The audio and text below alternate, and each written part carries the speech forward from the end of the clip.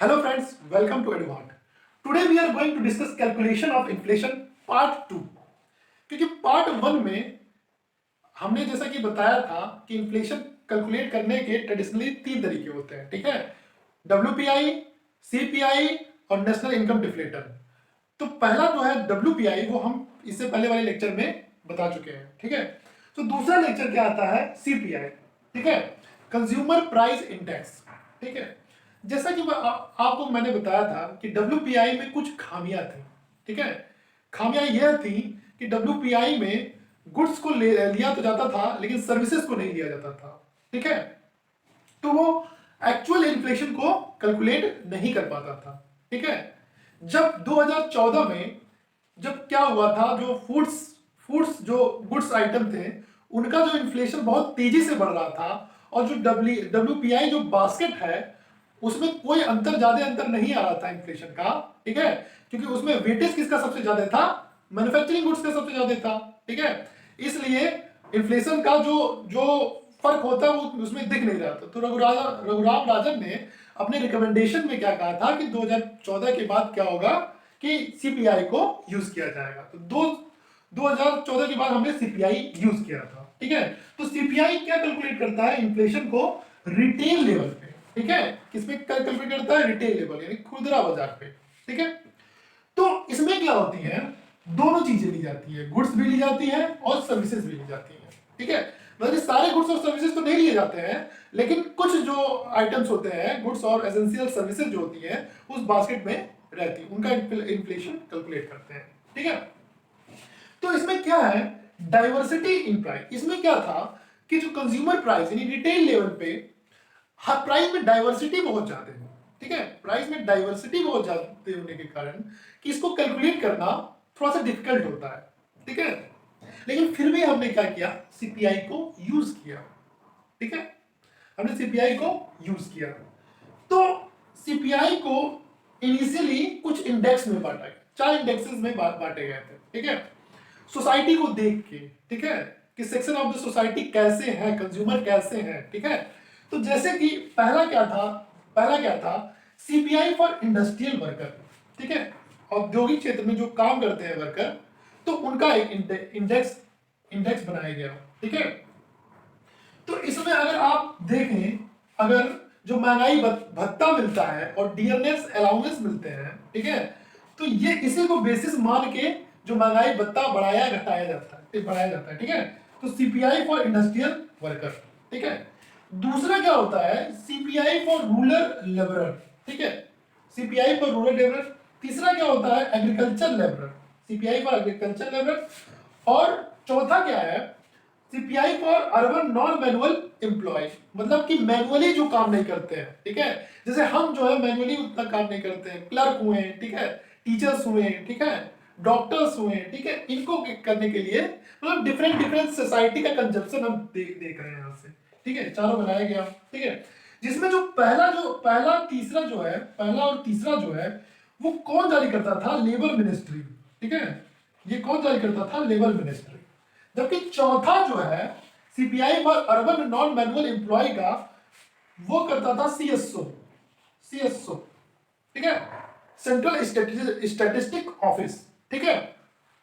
ये तीन, labour ministry और ये जो है सेंट्रल स्टैटिस्टिक ऑफिस, ठीक है। देखिए सेंट्रल स्टैटिस्टिक ऑफिस क्या होता है, ठीक है। तो अगर हम इसकी शुरुआत देखें तो पहले एक क्या बना था, सेंट्रल स्टैटिस्टिक कमीशन बना था, ठीक है। उसके रिकमेंडेशन पे एक क्या बना, एक जो सेंट्रल स्टैटिस्टिक ऑफिस का निर्माण हुआ, ठीक है। सेंट्रल स्टैटिस्टिक ऑफिस सीएसओ और दूसरा क्या था, एनएसएसओ, ठीक है, नेशनल सैंपल सर्वे ऑफिस, ठीक है।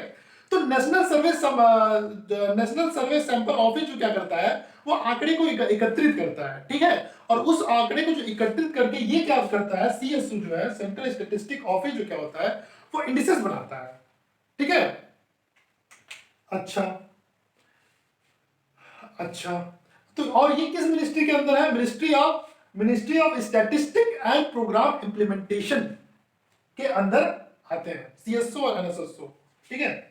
अच्छा, अगर हम प्रेजेंट टाइम में देखें तो सीपीआई के 3 इंडिसेस हैं, ठीक है, क्योंकि क्या किया गया है, ये जो तीनों जो पार्ट है, ये सॉरी नीचे के तीनों पार्टों को हटा दिया गया है और बस ऊपर का जो सीपीआई फॉर इंडस्ट्रियल जो वर्कर है उसको बस रखा गया है, ठीक है, जिससे महंगाई भत्ता वगैरह देखा जाता है, ठीक है।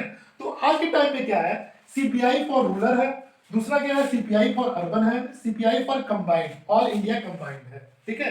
इसके बेसिस पे हम देखते हैं, ठीक है। अच्छा, तो अगर हम इसके बास्केट में देखें, सीपीआई के बास्केट में देखें, तो 5 तरीके के प्रोडक्ट्स आते हैं, ठीक है। जैसे कि क्या है, पहला क्या हुआ, फूड बिवरेजेस, ठीक है, पेय पदार्थ, टबैको, ठीक है। दूसरा क्या है, हाउसिंग। तीसरा क्या है, क्लोथिंग, बेडिंग, फुटवेयर, ठीक है। चौथा क्या है, फूड फ्यूल एंड पावर और मिसलेनियस गुड्स वगैरह है, जैसे मिसलेनियस आइटम जैसे एजुकेशन है, रिक्रिएशन, ट्रांसपोर्ट, हेल्थ केयर, ठीक है। जिसमें इसमें फूड्स वगैरह कितना है, 49% वेटेज दिया गया है, ठीक है। यानी कि फूड्स वगैरह का जो वेटेज है क्या किया गया है, इंक्रीज किया गया है, ठीक है। तो मेनली क्या था, मेनली देखिए उर्जित पटेल का रिकमेंडेशन ये था कि 2014 के बाद, ठीक है, 2014 के बाद जो है वो हम क्या करेंगे, आगे आने वाले 12 महीनों में हम क्या करेंगे, उस समय का इन्फ्लेशन रेट 10% चल रहा था, तो 10% को से घटाकर आगे 12 महीने में उनको कितना करना था, 8% करना था। कितना करना था, 8%। फिर अगले 12 महीने में, ठीक है, इसको घटा के 6% करना था, ठीक है, 6% इन्फ्लेशन रेट को। और फिर उन्होंने क्या किया था, फिर अगले 12 महीने पे उसको कहां करना था, 4% करना था, ठीक है। यानी कि इन्फ्लेशन को 4%, ठीक है, और एक कैप ले लिया गया +-2 का, ठीक है। यानी कि 4% +2 कहां जाएगा, +6 पे, और 4% -2 कहां जाएगा, ये +2 पे। यानी कि जो इन्फ्लेशन जो होना चाहिए 2 और 6 के बीच में होना चाहिए, यानी 4% +-2 के रेंज में इन्फ्लेशन रहना चाहिए, सीपीआई में बताया गया। अगर हम तीसरा तरीका देखें, तो तीसरा तरीका क्या कहलाता है, नेशनल इनकम डिफ्लेटर, यानी जीडीपी डिफ्लेटर। तो जीडीपी डिफ्लेटर कैलकुलेट करने का तरीका क्या है, नॉमिनल जीडीपी अपॉन में रियल जीडीपी, ठीक है। तो हम एक तरफ नॉमिनल जीडीपी निकालते हैं और एक तरफ रियल जीडीपी निकालते हैं, इनका रेशियो क्या होता है, जीडीपी डिफ्लेटर देता है, ठीक है। तो किसी भी कोई प्राइस है उसमें क्या जीडीपी डिफ्लेटर हम लगा लेते हैं, तो क्या कहता है, उसका एक्चुअल जो इन्फ्लेशन पता चल जाता है, ठीक है। जैसे कि क्या है, मान लीजिए कि अगर मान लीजिए 2015 में, ठीक है, 100 गुड्स हैं, ठीक है, प्रत्येक की प्राइस कितनी है, 100, अगर 10 रुपए है, ठीक है, प्रत्येक की प्राइस अगर यहाँ पे 10 रुपए है, ठीक है, तो वैल्यू कितनी हो जाएगी, 1000 हो जाएगी, ठीक है। तो ये क्या है आपका वैल्यू जो है, ये क्या है, जीडीपी है, यहाँ की क्या है, जीडीपी, ठीक। 2015 में, फिर क्या हुआ, 2016 में क्या हुआ, क्वांटिटी में चेंज आता है और ये 100 क्वांटिटी से क्या 10 क्वांटिटी बढ़ जाता है, ठीक है। और इसके प्राइस में मान लीजिए क्या हो जाए, बढ़ जाए, 12 रुपए हो गई, तो इसके प्राइस कितना होगा, 1320 रुपए, ठीक है। यानी ये जीडीपी क्या कहलाएगी, ये जीडीपी क्या कहलाएगी, ये जो निकली है, ठीक है। देखिए जीडीपी को कोई एक बेस प्राइस पे देखते हैं, तो अगर मान लीजिए 2015 जो है हमारा बेस ईयर है, बेस ईयर देखते हैं, बेस ईयर है, तो यहां पे क्या होगा, अगर ये वाली जीडीपी, अगर ये जीडीपी होगी तो इसे क्या बोलेंगे, नॉमिनल जीडीपी, ठीक है, नॉमिनल जीडीपी। नॉमिनल जीडीपी क्यों, क्योंकि यहां पे क्या हुआ है, यहां पे प्राइस का क्या हुआ है, ये प्राइस बढ़े हुए प्राइस को लेके हम क्या कर रहे हैं, कैलकुलेट कर रहे हैं, ठीक है। लेकिन अगर हम क्या करें कि प्रोडक्शन मान लीजिए 110 ही रखते हैं और प्राइस क्या होता है, बेस ईयर 2015 का लेते हैं 10 रुपए, तो ये क्या हो जाएगा आपका, 1210 हो जाएगा, ठीक है। तो ये क्या कहलाएगी, आपकी रियल जीडीपी कहलाएगी, रियल जीडीपी कहलाएगी, ठीक है। देखिए महंगाई, जब महंगाई को लेकर अगर प्राइस देखी गई तो क्या कहलाएगी, नॉमिनल जीडीपी कहलाएगी। जब महंगाई में प्रोडक्शन तो सेम रहा, लेकिन हमने महंगाई में एडजस्टमेंट कर दिया, ठीक है, एडजस्टमेंट कर दिया, तो ये क्या कहला गई, रियल जीडीपी कहलाएगी, ठीक है। तो जीडीपी जीडीपी डिफरेंशियल क्या होता है? नॉमिनल जीडीपी और रियल जीडीपी का रेशियो होता है। ठीक है, ये होता है ट्रेडिशनल मेथड होता है इन्फ्लेशन कैलकुलेट करने के तरीके।